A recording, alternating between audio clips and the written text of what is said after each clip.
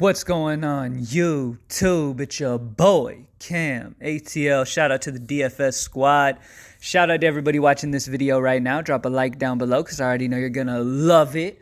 Subscribe to the channel if you haven't already. Make sure you comment anything down in the comment section and enter your name into the $50 giveaway that I do every single week on this channel. As you guys know, earlier on in the year for this Week 11 NFL slate, we did a first look lineup. And in the first look lineup, the goal pretty much is just to put a lineup together with our first gut calls off of what we see so far in the first look, get you guys started in a good direction. And then in this final look, what I'm about to start right now, I'm going to go position by position. We're going to talk about every play we like pretty much and why we like these guys to give you guys a more in-depth look at who is in play for this Week 11 slate. Week 10 was amazing. Let's make Week 11 even better. All right, I'm not going to keep too much of your time. I know you guys got lives. You got shit to do. Pardon my language. So I'm going to make it short and sweet. We're going to get through these positions as quickly as possible, but I'm going to make sure I hit on everybody I want to touch on. Starting off at quarterback, my favorite quarterback's Lamar Jackson. I put him in the first look for a good reason. All right, he's going against Houston. They've struggled a ton versus quarterbacks this year. And it's just Lamar's just on a whole nother playing field right now, especially in cash games. His floor is so high just off his rushing ability. He is like 6 points projected higher in my models than the second place best quarterback. Okay, so Lamar Jackson is the go-to guy. If you have the money, he is the go-to guy. Matter of fact, he's the main guy I'm trying to get regardless. But yeah, so Lamar Jackson at 7-7 is really the go-to guy. Outside of that, you've got Dak in a really good matchup against Detroit. Only thing is this Detroit quarterback, seeing that Stafford still hasn't practiced, is this Detroit quarterback, who we're going to talk about in a minute, going to be able to do good enough to force Prescott to even need to throw as much? Okay, Detroit struggles versus the run, so this could be a very good Zeke game. And I just don't see how game script might favor Dak in this position. All right, but I wanted to mention him because it's in Detroit, in a dome, which is always a big plus for quarterbacks. I always love quarterbacks in domes. The only down part here is, will this game stay competitive enough for Dak to have to throw in that game script to really go the way we need it to go? All right, next up, Drew Brees. My boy Drew is back, and, he had a rough time against Atlanta, which was super surprising. Expect him to bounce back here. He seems like a prideful dude. After a struggle game, well, if you call it struggle fantasy-wise, he still threw for 287 yards. Thing is, though, is they kept him out of the end zone. It was a super shocking revelation. Atlanta's defense decided to actually play defense this last weekend, and they looked like one of the best defenses in the league. But, yeah, Tampa Bay is not good, all right? And I expect Drew Brees to bounce back here because he hurt so many people last week. A lot of people might be off of him. At 6'9", I'm probably going to be off of him as well. But I like him for GPPs. It is definitely interesting because Michael Thomas is by far and away my favorite receiver. So in GPPs, it makes sense. Pair Drew with Thomas and hope that they connect a few times in the end zone. I would definitely not expect Drew Brees to get held out of the end zone for a second straight game, especially against a bad defense in Tampa Bay. And I do think Tampa Bay's offense is good enough to keep this game, well, at least be able to score and keep this game somewhat competitive at home in Tampa Bay. All right. Who else? Let's talk about a few other of the up top guys, like mid-range upper guys, and then we'll talk about value. Sorry, guys. And then we'll talk about value. Let's start it off first with Derek Carr. Derek Carr's in a great situation here at home in Oakland going against Cincinnati. It's a great matchup. They also have a really nice implied total of 30 points. And Bengals have just everybody who faces them. It doesn't matter. They always go off. So Derek Carr at 6-1 is also another solid option as well. He is a safe play as well in cash. Like if you decide, look, I don't want to pay 7-7 for Lamar. I think, Lamar's not going to have one of those huge possible games, which I definitely think is on the table and he could have. But if you want to take the chance, saving that 1,600 could do big things for you with Derek Carr. Derek Carr is probably the guy I would drop down to in that situation just because matchup is amazing and he's just in a super high projected total. Everything's just lining up really well for Derek Carr to have a great game here against Cincinnati. So expect him to have a good one. All right. A few other guys I want to talk about. Josh Allen against Miami is very interesting. Miami's offense has actually been getting it going somewhat. Fitzpatrick should have just stayed the quarterback the whole time. He's just better than the other options on this team, to be completely real with you. I mean, at the end of the day, look, Fitz is just, period, better than the other Miami options. They shouldn't even have tested the waters and changed that up. And Fitzpatrick's been doing a solid job actually moving this offense down the field. Buffalo's defense is decent.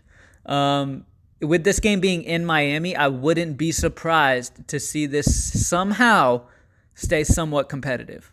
Is there a chance that Buffalo can dominate them and get up way too big for our own liking? Sure. But just off his rushing ability, as you could see in the first game, week 7, the game stayed close for one, but he was able to get 21 Draftkings points. Okay? 21 Draftkings points. And, I think it's going to be higher here, but at 6'6", I'm definitely preferring going like Derek Carr or, pretty much. That's really, I would rather Derek Carr.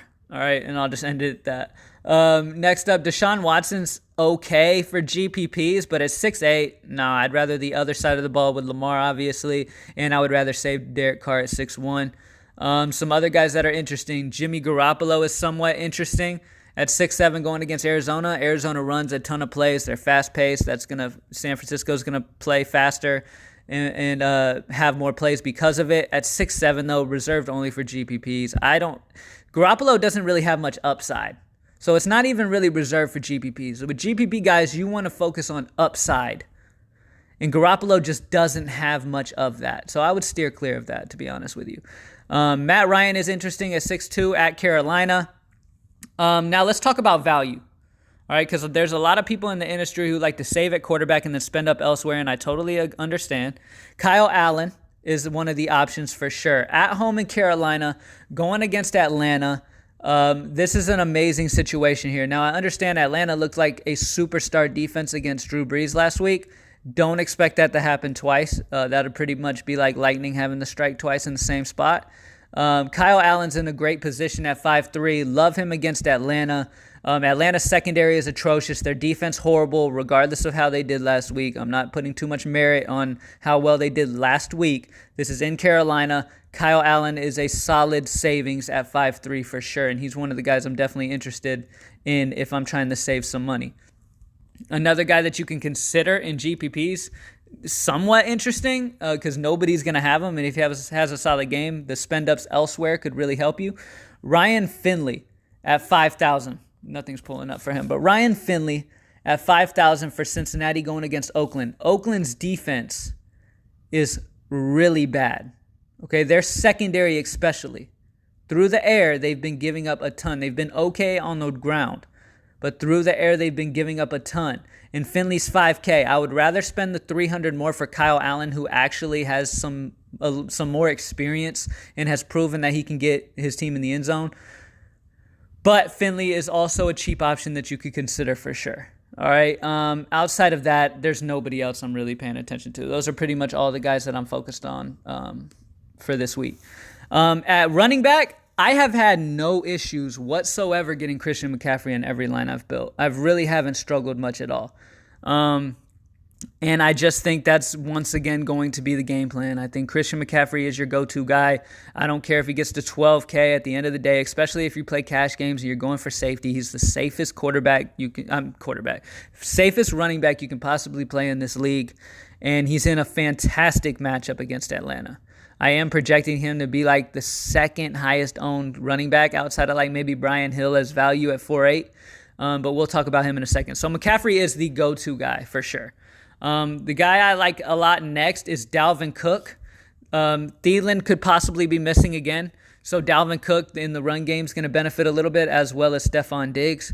And Dalvin Cook at home is super solid here. At home, in a dome, going against Denver, who has struggled to stop the run for years now. All right, so Dalvin Cook's a solid option. I talked about Zeke earlier. I could definitely see a way that Dallas gets up in this one and really doesn't have to do much throwing. If this Detroit quarterback isn't able to do much, then I could easily see the game script lining up for Zeke to really eat here at 9,000. So I really like Zeke, and Detroit's really been giving it up to running backs this year. So I really like Zeke for sure. Some other guys, like I said, I mean, I'm really paying up for McCaffrey this week, but I'll mention a few other guys if you want to spend up. Another guy that I really do like, though, is Josh Jacobs. Josh Jacobs is at home in Oakland, going against a Cincinnati team that has been absolutely horrible against the run. Guys aren't pulling up on my phone. My internet must suck. But either way, you know who I'm talking about. He's right there on your screen. All right, Josh Jacobs going against Cincinnati, horrible against the run this year. Okay, so really my main goal is to try to get McCaffrey, Jacobs, and Hill as my focus running backs of the week, and then use some value at receiver as I can. I mean, Brian Hill at running back obviously is great. He's a perfect flex option. And then there's some decent wide receiver options too to be able to allow you to go like a Josh Jacobs and McCaffrey. But Jacobs is in just a great situation here. Love him at home in this one, going against one of the worst run Ds in the league. So I don't really need to explain it too much. At 6'9", Josh Jacobs is an amazing play. I'm not too much on Alvin Kamara because Tampa Bay has been decent against the run, and I just don't see much need for him unless you want to put him in GPPs. Another guy that I'm limiting for GPPs is Le'Veon Bell against Washington. He's just a guy I'm not interested in too much this week with the options around that price tag. All right. I would definitely rather Kamara. If I'm going to go Le'Veon, I'd rather figure out how to get 200 more and go Alvin Kamara for sure. All right. Now let's talk about the main guys. All right, because we have some good value. I already mentioned one of them, and let's go ahead and go to them real quick. I wonder if my internet's working at all yet. Will it pull up? And no, trash. All right, AT&T, you suck. Brian Hill is going against Carolina. They've actually been giving it up to the run this year. Okay, they've been struggling against the run. There is Devontae Freeman's out. Ito Smith is out. It's a perfect situation for Hill. He's going to be the main dog on this team to run the ball, and Brian Hill is damn near a lock for me at 4.8. He's just an amazing option this week, and he's a guy I'm going to have a ton of exposure to. All right. A guy that is super GPP, I won't be playing too much of him. J.D. McKissick is interesting in GPPs because he catches a lot of passes, and in DK it's PPR. So he's interesting for sure, especially if they fall behind against Dallas. Kalen Ballage is interesting. I really like him. I think he's a decent option. Let me take that back. I don't really like him. I like his price at 4.3. So if you need some savings, I'm okay with his price at 4.3. But the other guy I wanted to talk about, let me find him. He's way down here, but he's just super, super cheap. Raheem Mostert is like somewhat interesting. Like there is a potential here for a guy like Mostert to do well. He's at home in San Francisco going against an Arizona team that just isn't good. Defensively, they're not good. Patrick Peterson was able to help their pass game a lot. I can't pull nothing up on this or whatever. But Mostert is a solid punt option at running back. He's the only guy I'd probably punt at running back. But that's only GPPs, okay? If you're playing cash games, or your favorite line should have Hill over him for sure, and you shouldn't even be messing. I was about to say, but I'm going to keep my language down. You should not be paying 3-4 for Mostert in cash, but in GPP, it's somewhat interesting. All right. And then outside of that, that's about it. Let's talk about wide receivers real quick. So at wide receiver, my number one wide receiver of the week, and it's not even close, is Michael Thomas going against Tampa Bay. This secondary is really, really bad, okay? And literally, I think him and Drew Brees are going to dominate here against Tampa Bay. Tampa Bay is decent versus the run, it's horrible versus the pass, and they always tend to score points. They're at home in Tampa Bay, so this game should stay competitive somewhat, and Michael Thomas and Drew Brees go crazy. All right, this dude gets so many targets in the pass game, and he's going to run wild against Tampa Bay. He is expensive, but he is definitely going to run wild, okay? Other guys that I'm interested in, now I talked about him earlier, and he's just one of my favorite receivers of the entire week. DJ Moore at home in Carolina going against Atlanta. Atlanta's secondary is horrible. But DJ Moore's been getting some very solid targets in this offense, and at 5'9", I just absolutely love him. I think he's super, super safe. I think he's a very solid option at 5'9". Going back up here, if you don't want to spend Michael Thomas money, which I completely understand if you have Christian McCaffrey, then Julio Jones would probably be the next guy I would spend up on. He's going against Carolina. Defensively is not very good. This is a very good situation for Julio because especially if you have McCaffrey in the line, it's a slick run back to go Julio. Especially like I can see a GPP idea of going Kyle Allen, McCaffrey, and DJ Moore and then running it back with Julio Jones and Brian Hill. That's a solid GPP way to go. I think this game should stay close and be pretty interesting. So Julio's definitely a guy that I'll be keeping my eye on for sure. Mike Evans against New Orleans. He's going to see a lot of Marshawn Lattimore, so I'm leaning Godwin straight up between the two. I think Godwin's the one with the big day today. Also, another guy that is interesting, Amari Cooper. If you end up going Dak route, that's the only way I would play Amari Cooper. Let's talk about some value because that's really the most important. I mean, if you're spending up, you're going Michael Thomas, Julio Jones, or Chris Godwin. That's pretty much where I would see it. All right? And then if you're spending down, it's DJ or downish. It's DJ Moore, D.D. Westbrook, Deebo Samuel. D.D. Westbrook is a very solid option against the Colts. Deebo Samuel is one of my favorite spend down options, especially if Emmanuel misses. He actually showed up at practice, but we're going to have to keep an eye on Emmanuel Sanders still. I don't believe he went through the practice, so we'll have to keep an eye on it. Coach made a comment like, he doesn't need to actually be on the field practicing to be able to play Sunday, so I don't know what that's supposed to mean, but we'll have to see what happens. But Deebo, really either way, at 4,000, he's a guy that's a very solid option against a bad Arizona defense, period. Okay, he's not going to deal with Patrick Peterson. All right, so Deebo's very interesting. Another guy that's been super solid is, but I would definitely like him more if Stafford was in, but Danny Amendola. Now, the good part is here for this young Detroit quarterback that's their quarterback now, he's going to rely a lot on dump-offs to like J.D. McKissick, Ty Johnson, Danny Amendola. Amendola is one of those short little route runner guys, and he could really be a safety valve for this dude. So I wouldn't be surprised to see Amendola have a really solid game here, probably trying to play catch-up against Dallas. All right. Devontae Parker is another guy I wanted to talk about. Obviously, Preston Williams is out. Devontae's going to be a solid play until his price gets to be a little bit too much. At 4.7, it's still doable for sure. Am I going to have a ton of exposure to him? No. I'm leaning, my favorite guys to lean this week are DJ Moore, Deebo Samuel, even some D.D. Westbrook is interesting for sure. Those are the main guys. Danny Amendola in GPPs is interesting because, like I said, those little dump-offs are Danny's bread and butter. But yeah, Tyler Boyd is interesting really here against Oakland. Now, obviously, he doesn't have Dalton. I'd prefer Dalton being the quarterback for Tyler Boyd because they have more of a connection. But Tyler is a little bit interesting here against Oakland. Oakland's secondary is horrible, and it's a decent run back to Josh Jacobs if you have Jacobs in your lineups. Outside of that, we have a few other values like Allen Hurns, super cheap dudes like Allen Hurns from Miami with Preston out. Somebody's got to step up for Miami, and it can't always be Devontae Parker catching everything. So he's another solid option as well. All right, there's wide receiver. Tight end. Let's go through tight end real quick. So the tight end plan this week is Darren Waller. I've said this a million times.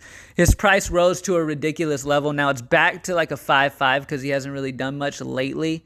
Since I can't open it up on my thing, let me look and see. His targets have gone down. In the beginning of the year, he was getting a ton of targets. His targets have gone down, and he hasn't been nearly what he was, but we know the potential he has. And at 5.5 going against a horrible defense in Cincinnati, Waller's definitely the standout guy for me. If it's not Darren Waller, then it's going to be Greg Olsen. Okay, if you're not going Darren Waller, I like Greg Olsen a lot. If you're going Lamar Jackson, I can understand pairing him with Mark Andrews if you just have money to blow and want to spend that. But if you don't just have leftover money for no reason, then I would just go Darren Waller. But if you have Lamar and you have money left over, go ahead and go Mark Andrews. It makes complete sense. I'm expecting him to be the highest scoring of the week, but he is 6'1". It is a $600 difference between him and Waller, and do I think that's going to be necessary? Probably not.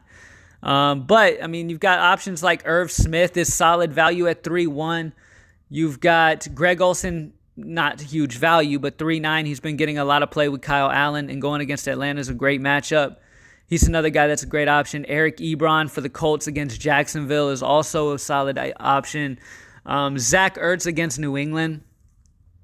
The only thing that bothers me here is New England does a very good job at limiting the main guys on a team. I don't see them worrying about the run game of Philly. Could they focus in on Alshon, shut Alshon down, and Ertz end up having the solid game? Sure. But I think Ertz and Alshon are going to get fairly held in check. And GPP Ertz is interesting, though, just in case they end up being like, you know what? We're going to shut down Alshon this week because, New England, Belichick is really good at taking out the main guy. But it's hard to choose, really, who the main guy is, Alshon or Ertz. So it's hard to know who they're really going to game plan for. I can see a situation where New England really blows Philly out here. It's a tough situation for Philly this week, and New England's defense is just so good. All right. So yeah, if you're spending up, Darren Waller, Mark Andrews, Zach Ertz for GPP only. He is not safe. Greg Olsen is a very interesting option as well with Kyle Allen against Atlanta. I definitely like him, especially if you have Kyle Allen. It's a good little pairing. And then Irv Smith for value is the value guy that I really like at tight end. All right, let's go ahead and talk about some defenses, and I'll let y'all go about your weekend. I hope you guys have an amazing weekend, by the way. Let's talk. All right, so here we go. My favorite defense overall this week is the San Francisco 49ers. I've been able to get them in multiple lineups that I've built so far. Normally throughout the week, I'll build like 100 and something. I don't play 100 and something. I literally will just play one version. I'm not a shark. I don't like to max enter and make a whole bunch of variations. That's not my thing. Plus, I'm too busy to do all of that with the website and all that. So I play exactly what I give my members and what I mainly push on them and have them focusing on. I do the same. So when they lose, I lose. When I win, they win, or when they win, I win, whatever, that kind of thing. But San Francisco is an amazing option. I've been going them a lot so far this week.